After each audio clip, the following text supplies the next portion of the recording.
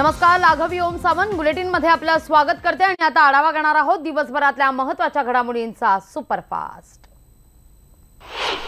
मध्य रेल्वेच्या चुकीच्या निर्णयामुळे लाखो प्रवाशांचे हाल झालेत। बुधवारच्या दिवशी मध्य रेल्वेनं रविवारचं वेळापत्रक लागू केलं आणि त्यामुळे लोकल कमी आणि प्रवासी जास्त असे चित्र निर्माण झालं।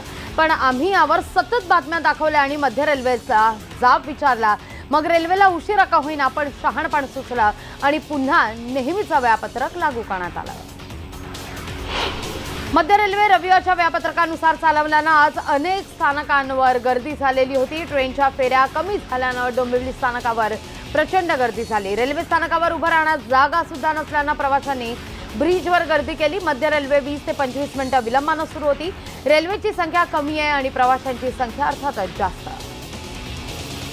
कुर्ला स्थानकावरती अशीच गर्दी होती। गाड्या उशिरानं धावत होत्या आणि गाड्यांची संख्या सुद्धा कमी होती। महत्त्वाचं म्हणजे काल अनेक कार्यालयांना सुट्टी असल्यानं आज सगळेच कामावर निघाले आणि त्यामुळे प्रवाशांचे गाडीत चढताना आणि उतरताना सुद्धा प्रचंड हाल झाले। कुर्ल्याच्या पुढचं स्थानक सायनवर असंच चित्र होतं। सकाळच्या वेळी गाड्या ठाणे आणि कल्याणच्या दिशेनं भरून येत होत्या आणि त्यामुळे सायनला गाडीत चढताच येत नव्हता आणि त्यात काही ट्रेन सुद्धा लेट होत्या। मुंब्रा आणि कळवा रेल्वे स्थानकादरम्यान 4 प्रवासी पडून जखमी झाले। नाझलीन शेख या महिलेला हाताला, पायाला आणि मानेला मार लागलाय, तर नाझीर शेख नावाच्या तरुणाला लोकलच्या आतून गर्दीचा धक्का लागल्यानं तो चालू ट्रेनमधून रेल्वे ट्रॅकवर पडला। निखिलेश कुबल हा तरुण देखील मुंब्रा कळवा दरम्यान गर्दी असल्यानं पडला, त्याच्या डोक्याला मार लागलाय। मध्य रेल्वेवर आज सकाळी प्रवाशांचे इतके हाल झाले की ठाणे स्थानकावर एका महिलेचा श्वास गुदमरला। त्यांना तातडीनं पोलीस आणि इतर प्रवाशांनी मदत केली आणि प्रकृती स्थिर करण्यास सहाय्य केलं आणि त्यामुळे पुढचा अनर्थ टळलाय। पण काही वेळ स्थानकात मात्र घबराट कायम होती। ठाण्यात आणखीन एका प्रवाशाला चक्कर आल्याचं समोर आलं। रेल्वेतून उतरताच प्रवाशाला चक्कर आली। दरम्यान आरपीएफ अधिकारी आणि स्टेशन मास्टर मीना यांनी तात्काळ धाव घेत प्रवाशाला प्राथमिक उपचार दिले। समीक्षा चाळके अज्ञात समाजकंटकांनी लोकलवर दगडफेक केल्यानं त्या जखमी झाल्या। कांजूरमार्ग ते विक्रोळी स्थानकादरम्यान हा सगळा प्रकार झालाय। जखमी युवतीला उपचाराकरता घाटकोपरच्या राजावाडी रुग्णालयात दाखल करण्यात आले। गर्दीवरती नियंत्रण मिळवण्याकरता काही रेल्वे स्थानकांवर एक चांगला पर्याय अवलंबला जातोय। सगळ्यांना गाडीत नीट चढता यावं याकरता पश्चिम रेल्वेच्या मालाड प्लॅटफॉर्मवर ब्रिजवरून प्लॅटफॉर्मपर्यंत रांग लावण्यात आली आणि त्यामुळे चर्चगेट लोकल पकडण्याकरता सगळे प्रवासी गाडीत नीट चढू शकले। मध्य रेल्वेच्या सगळ्या स्थानकांवर आज तोबा गर्दी झालेली दिसली, तर याच गर्दीत एका महिलेची प्रसूती झाली आहे। डोंबिवली रेल्वे स्थानकात एका महिलेनं सकाळी गर्दीच्या वेळी एक गोंडस बाळाला जन्म दिलाय। जास्मिन शेख असं प्रसूती झालेल्या महिलेचं नाव आहे। दिवसभर मुंबईच्या वेस्टर्न एक्सप्रेस हायवेवर प्रचंड वाहतूक कोंडी निर्माण झाली होती। वांद्रे ते विलेपार्लेमध्ये हायवेवर प्रचंड वाहतूक कोंडी होती, तसंच जोगेश्वरी ते गोरेगाव या पट्ट्यात मेट्रोच्या कामांमुळे कोंडीत भर पडत होती। सकाळी सुद्धा वाहतूक कोंडी झाली होती, पण दुपारच्या वेळेत मात्र रस्ते पॅक असल्यानं वाहन चालकांना प्रचंड मनस्ताप झाला। मुंबईत आज दुपारी ठाणे ते कांजूरमार्ग या पट्ट्यात प्रचंड वाहतूक कोंडी झाली होती। वेस्ट ईस्टर्न एक्सप्रेस हायवेवर हजारो गाड्या खोळंबल्या होत्या। 3 ते 4 तास झाल्यावर कोंडी दूर झाली, पण यामध्ये अनेक रुग्णवाहिका अडकल्यामुळे प्रवाशांचा जीव हळहळत होता।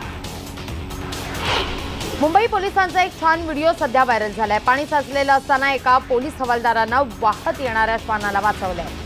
प्रकाश पवार असं या हवालदाराचं नाव आहे। त्याच्यावर ट्विटरवर कौतुकाचा वर्षाव आहे।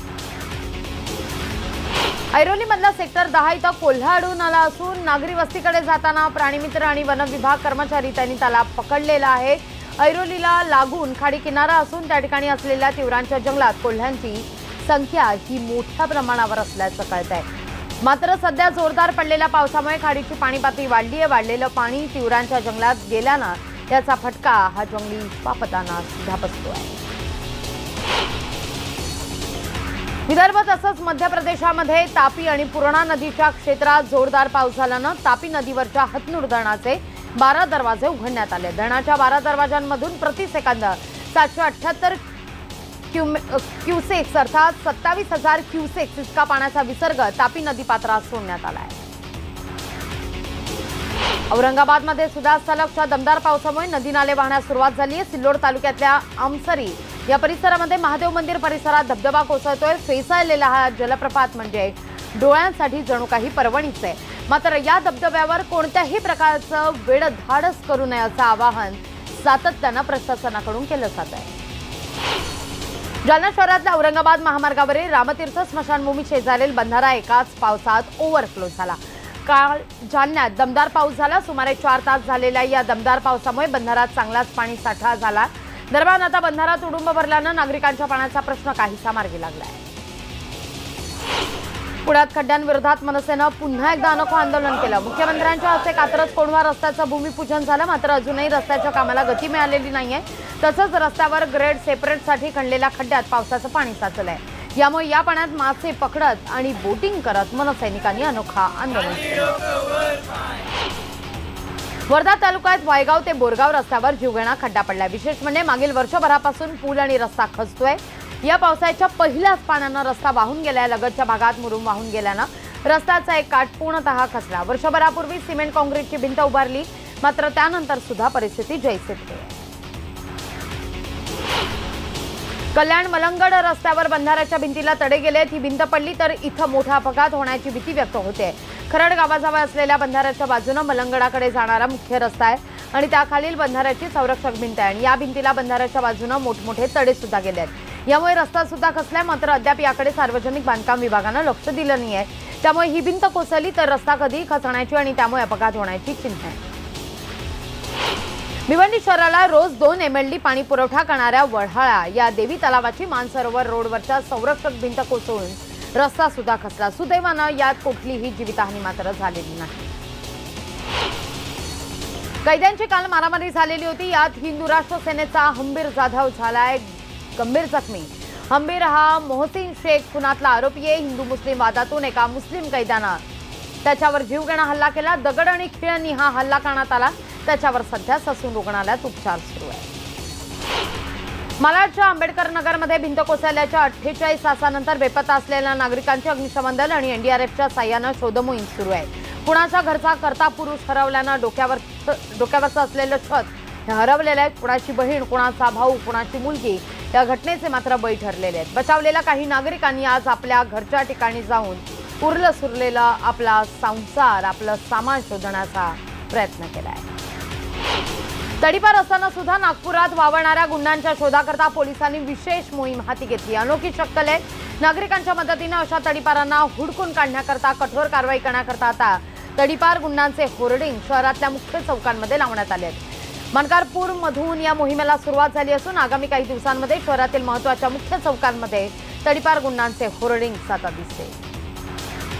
भोकरदन तालुक्यातल्या धामणा धरणाची आज जिल्हाधिकारी रवींद्र बिनवणे यांनी पाहणी केली आहे। कारण तीव्रेंप्रमाणे धामणाच्या भिंतीला सुद्धा ठिकठिकाणी तडे गेलेत आणि त्यामुळे पाणी गळती होते। त्यातच 6 दिवसांच्या सततच्या पावसामुळे धामणा धरण 90% भरले आणि त्यात भिंतीला तडे गेल्यानं धरण फुटण्याची भीती ग्रामस्थांनी व्यक्त केली आहे। दरम्यान घाबरण्याचं कारण नसल्याचा खुलासा जिल्हाधिकाऱ्यांनी केलाय। तसंच खबरदारीचा इशारा म्हणून आपत्ती व्यवस्थापन पथकाचा सेनेच्या एका तुकडीला सुद्धा धरण क्षेत्रात तैनात करण्यात येणार आहे। सततच्या पावसानं जालन्यातल्या भोकरदन तालुक्यातील धामणा धरणाला सुद्धा तडे गेले। कल्याण पूर्वेस खडे गोळवली या परिसरामध्ये काल रात्री चांगला स्पार्किंग झाला। काही दिवसांपूर्वी या ठिकाणी रस्त्याचं काम केलं गेलं होतं, मात्र भूमिगत वीज पुरवठा करणारी वायर अशीच रस्त्यावर सोडण्यात आली। त्यातच पावसामुळे खड्डा निर्माण झाला आणि खड्ड्यात पाणी साचल्यानं स्पार्किंग झाला। सुमारे अर्धा तास हा स्पार्किंगचा प्रकार सुरू होता आणि त्यामुळे इथले नागरिक चांगलेच घाबरले आहेत। नागपूरमध्ये वाहतूक पोलिसांनी सिग्नल तोडणाऱ्यांवर कारवाई करण्याकरता साध्या वेशातील पोलीस चौकांमध्ये तैनात केले आहेत। नागपूर शहरात सर्वाधिक अपघात हे सिग्नल तोडणाऱ्यांमुळे होतात। त्यामुळे असे अपघात थांबवण्याकरता नागपूरच्या वाहतूक पोलिसांनी नवीन मोहीम सुरू केली आहे। या मोहिमेअंतर्गत साध्या वेशातील वाहतूक पोलिसांना चौकांमध्ये तैनात करण्यात आले आहे।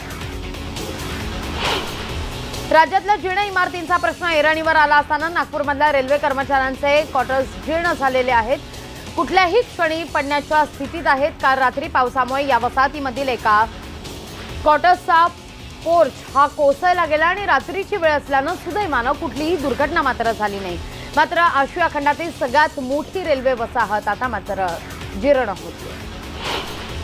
उल्हासनगर शहरातल्या अति धोकादायक इमारती खाली करायला महापालिकेनं सुरुवात केली आहे। गेल्या 1 आठवड्याभरापासून पडणाऱ्या मुसळधार पावसामुळे दुर्घटना होण्याची शक्यता असल्यानं पालिकेनं पावलं उचलायला सुरुवात केली आहे। उल्हासनगर शहरात तब्बल 214 इमारती धोकादायक आहेत, तर 21 इमारती अति धोकादायक म्हणून घोषित करण्यात आल्या आहेत। आज इमारतींपैकी कॅम्प क्रमांक 2 साई आर्फन ही इमारत महापालिकेनं रिती केली आहे।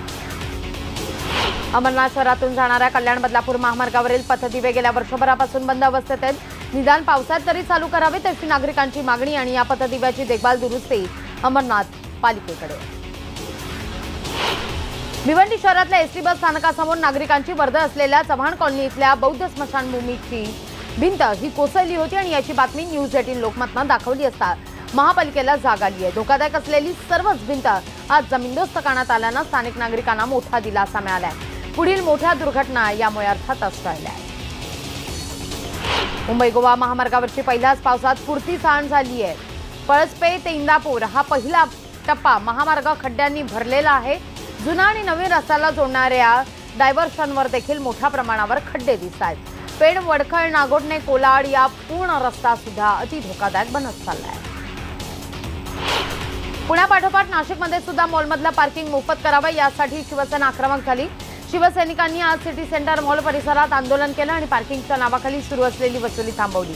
खरं तर नाशिक महापालिकेच्या महासभेत याआधी सुद्धा आंदोलन करण्यात आलं होतं। मुंबई पाठोपाठ नवी मुंबईतील ही मध्यवर्गातील लोकांना दिलासा मिळालाय, कारण 500 स्क्वेअर फुटापर्यंतच्या घरांना मालमत्ता कर माफ करण्यात आलाय। माजी मंत्री गणेश नाईक यांनी या संदर्भातला निर्णय घेतला। येणाऱ्या महासभेत प्रस्ताव मंजूर करण्याचे महापौरांनी आदेश दिले आहेत।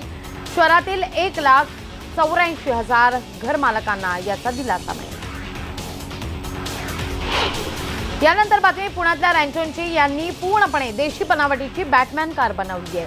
जिल इंजिनिअरिंग कॉलेजच्या विद्यार्थ्यांनी ही किमया साधली आहे। विशेष म्हणजे स्टायलिश गाडी बनवण्याकरता तब्बल 26 वेगवेगळ्या गाड्यांचे स्पेअर पार्ट्स वापरण्यात आले आहेत आणि त्याकरता अवघा 3.5 लाखांचाच खर्च आलाय। अवघ्या 55 दिवसात या मुलांनी ही देशी बनावटीची बॅटोमोबाईल मॉडेलची कार तयार केली आहे। असलेल्या नागपूरमधल्या कोराडी औष्णिक विद्युत केंद्राविरोधात स्थानिक बेरोजगारांनी 3 दिवसांपासून आंदोलन सुरू केलंय आणि या स्थानिकांनी सुरू केलेलं हे साखळी उपोषण पोलीस बळानं मात्र दडपलेलं होतं। मात्र आजही हे उपोषण सुरू ठेवण्यात आलंय। महाजनकोचे मुख्य अभियंता स्थानिकांना काम देण्याऐवजी परराज्यातल्या मजुरांना गेट पास देत आहेत आणि यावर स्थानिकांनी आक्षेप नोंदवत आंदोलन केलं। तसंच स्थानिकांना रोजगार देण्याची मागणी सुद्धा केली। नवी मुंबई शहर या काँक्रीटच्या जंगलात 8.5 लाख झाडं लावल्यानंतर शहरात आता झाडं लावण्याकरता जागाच उरली नसल्याचं महापालिकेचं म्हणणं आहे। नवी मुंबई शहराला पाणीपुरवठा करणाऱ्या मोरबे धरणाचा परिसर आता हिरवागार करायला घेतलाय। नवी मुंबई महापालिकेनं मोरबे धरणाच्या परिसरात 1 लाख झाडं लावायला सुरुवात केली आहे आणि याचा शुभारंभ महापौर जयवंत सुतार आणि आयुक्त डॉक्टर रामास्वामी यांच्या हस्ते करण्यात आला आहे। आषाढी वारीच्या पार्श्वभूमीवर 4 ते 22 जुलै दरम्यान भाविकांना दर्शनाकरता विठ्ठल मंदिर 24 तास खुलं असणार आहे। दरम्यान 3 जुलैपासून ऑनलाईन दर्शन सुविधा सुद्धा बंद केली जाणार आहे। नवी मुंबईतली सुद्धा बातमी आपण पाहिली काही वेळापूर्वीच। आता मात्र ही बातमी पाहतोय पंढरपुरातली। पंढरपूरमध्ये विठुरायाच्या दर्शनाकरता 3 जुलैपासून ऑनलाईन दर्शन जे आहे ते बंद करण्यात येणार आहे। आषाढी वारीच्या पार्श्वभूमीवर या संदर्भातला निर्णय घेण्यात आलेला आहे। 4 ते 22 जुलै दरम्यान आता दर्शन घेण्याकरता विठू माऊली 24 तास भक्तांकरता उभी असेल।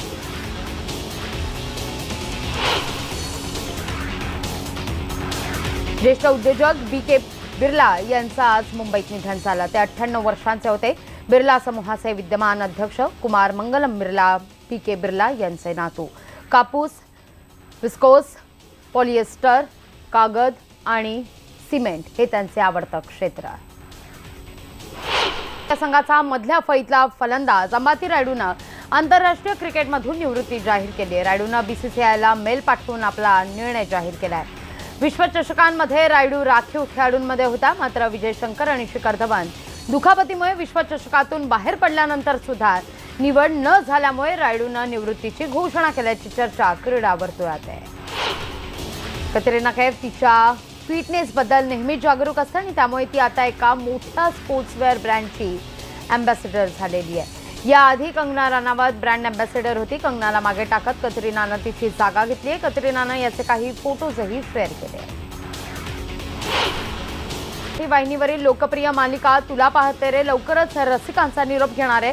या मालिकेच्या शेवटच्या भागाचं शूटिंग देखील काही दिवसांपूर्वी पूर्ण झालं।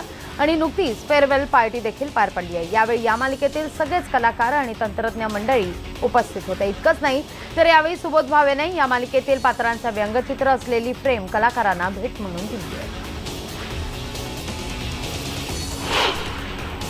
अमृता खानविलकर नुकतंच मालदीव्समध्ये गेली होती आणि त्या ठिकाणी तिने हॉट फोटोशूट सुद्धा केलाय। गुलाबी आणि पिवळ्या रंगाच्या हॉट ड्रेसमध्ये अमृता तितकेच ग्लॅमरस दिसत होती। अमृताचे हे फोटो सध्या चांगले चर्चेत आहेत। या बातम्यांचा बुलेटिनमध्ये वेळ झाला इथेच थांबण्याची, पण ताज्या बातम्यांकरता पाहत राहा फक्त न्यूज 18 लोकमत।